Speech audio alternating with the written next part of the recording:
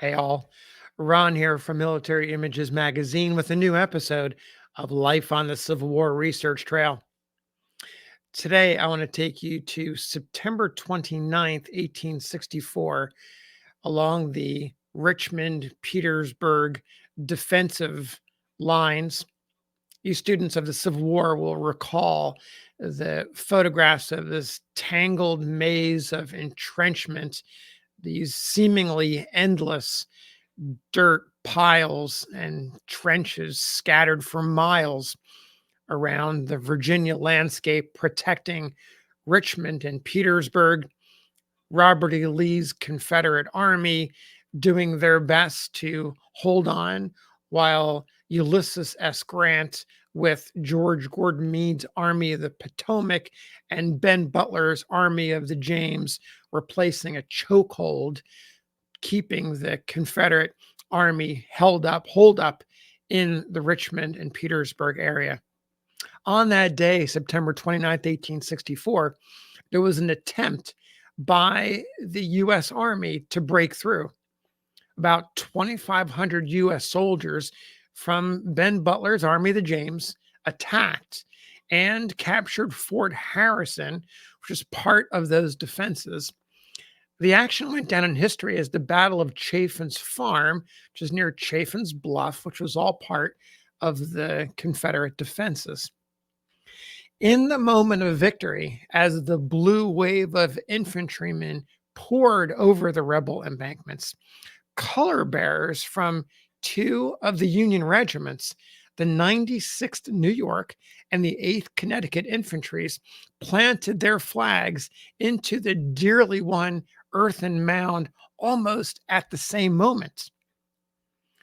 According to the official records of the War of the Rebellion, there's a quote says, "There was a generous rivalry between the two color bearers as to which were the first in planting their colors. So nearly equal were they that is difficult to say which were in the advance. May the rivalry always continue." Well, after all was said and done, the sergeant who carried the colors for the 96th New York, Lester Archer, who's pictured here, received the Medal of Honor for his gallantry that day. And you students of the Civil War know color bearers, the courage that it took for them on both sides to lead their regiments. They were the focal point of charges. They were in the front of assaults. People were watching, their comrades were watching the flag, following the flag as they went forward. And so many color bearers were left behind, wounded and killed in various actions. Lester Archer survived, planted that flag, decided that he was the first, and as a result, received the Medal of Honor. Now, Archer was born in Fort Anne, New York. It's near the Vermont border. He had worked as a boatman when the war began. In December 1861, he enlisted as a corporal in Company E of the 96th. He and his regiment went on to serve in Virginia and North Carolina, participating in the Peninsula Campaign in 1862 and the early battles of the Petersburg Campaign in 1864. Just a few months later came Fort Harrison, which was that critical point in the Confederate defenses of Petersburg. On that day, the 29th, the 96th and the 8th Connecticut belonged to the 2nd Brigade of the 1st Division of the 18th Corps, which was part, as I mentioned, of the Army of the James. The New Yorkers and the Connecticut Yankees led the assault. There were other regiments in the brigade, the 118th New York and the 10th New Hampshire Infantries. They were skirmishers on either flank of the two regiments. As the skirmishers, those New York and New Hampshire boys, pumped a deadly and accurate fire into the rebel ranks with their new Spencer repeating carbine rifles, the main column rushed forward, captured the fortifications, and turned their cannon on the fleeing Confederates.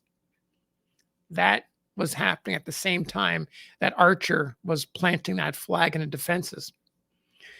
Archer's Medal of Honor citation came a few months later, April 6th, 1865.